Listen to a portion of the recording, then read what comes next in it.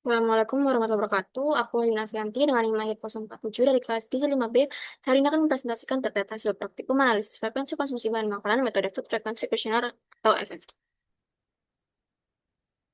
Pertama, pada tahun seperti yang kita ketahui bahwa pada tahun 2022, prevalensi orang dewasa di atas 18 tahun yang memiliki status gizi lebih sebanyak 43% dan 16% telah mengalami obesitas dan dari WHO pada tahun 2024. Lalu Global Nutrition Report pada tahun 2022 sendiri mengatakan bahwa sebesar 16,6% usia dewasa di atas 18 tahun di Asia Tenggara telah mengalami obesitas serta 23,1%-nya mengalami masalah gizi kurang.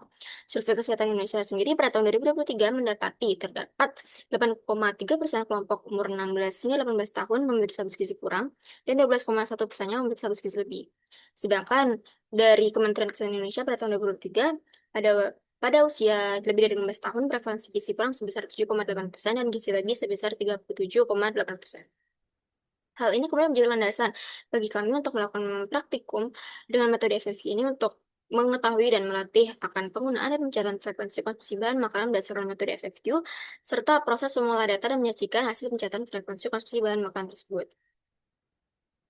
Kita masuk ke bagian selanjutnya, di mana wawancara telah dilakukan pada hari Jumat, tanggal 5 September 2025 kepada mahasiswa aktif semester 5 Prodi S1 Gizi Universitas Erlangga yang berusia 20 tahun berjenis kelamin perempuan berinisial VS. Kalau di 24 Hour Food Recall kemarin itu responden telah merecall atau mengingat-ingat selama 24 jam terakhir dia mengonsumsi apa aja, maka kalau di metode FFQ ini responden itu hanya cukup mengisi form atau tabel-tabel yang sudah eh, wawancara susun sebelumnya. Jadi nanti setiap kelompok bahan makanan ini kemudian dapat diketahui skor. Di sini pewawancara menggunakan skor berkelipatan 5, yakni jika tidak pernah maka skor didapati 0, lalu kalau konsumsinya 1 hingga 2 kali per bulan maka 5 dan berlaku kelipatan 5 seterusnya. Semakin sering dia mengonsumsi, maka semakin tinggi pula skor yang didapat, yaitu kalau lebih dari 1 kali dalam setiap harinya, itu dia sudah mendapati skor 25. Dari hasil wawancara itu sendiri, dapat diketahui bahwa responden dengan inisial VAZ ini telah mayoritas mengonsumsi bahan-bahan makanan yang cenderung manis, kayak mungkin di sini tuh ada permen, terus ada makan makanan yang roti, bakeri-bakeri itu. Lalu dari snack manis-manisnya juga ada di bagian susu dan olahan susu itu juga ada, mulai dari kopi dan sebagainya. Sedangkan responden itu sendiri cukup bisa dibilang kurang untuk mengonsumsi bahan-bahan yang harus diolah dulu, kayak contoh ikan, terus daging, itu masih kurang. Jadi cukup bisa ditarik kesimpulan bahwa responden ini kebanyakan hanya mengonsumsi makan makanan yang manis, lalu snack, dan makanan cepat saji. Berikut adalah diagram batang dan lingkaran dari total skor frekuensi konsumsi bahan makanan di kelompok.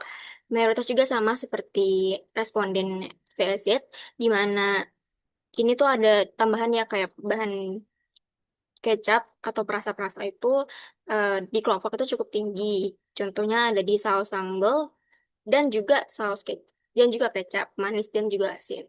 Lalu seperti yang sudah saya sebutkan tadi, di makanan cepat saji itu melonjak pesat di mana ada lebih dari 150 skor itu sudah mendapati konsumsi seperti itu. Lalu di selanjutnya itu ada bahan makanan olahan manis ya kayak contohnya permen, coklat dan sebagainya. Berikut adalah hasil lebih rincinya di mana dapat dilihat pada skor persentase itu di bagian Herbalife atau di produk pangan untuk keperluan gizi khusus itu benar-benar 100% jarang dikonsumsi. Ada juga produk ikan dan juga produk bubuk itu benar-benar jarang. Lalu yang paling sering dikonsumsi itu mencapai skor persentase 18,75% ada pada makanan cepat saji. Disusul dengan susu dengan jenis-jenis olahan susu lainnya. Lalu ada kembang gula atau permen dan coklat alias bahan-bahan manis. Produk bakteri juga tinggi, lalu di minuman. Nah, maka dapat ditarik kesimpulan bahwa responden ini sudah mencapai skor 315 yang artinya sudah cukup bisa dibilang bervariasi.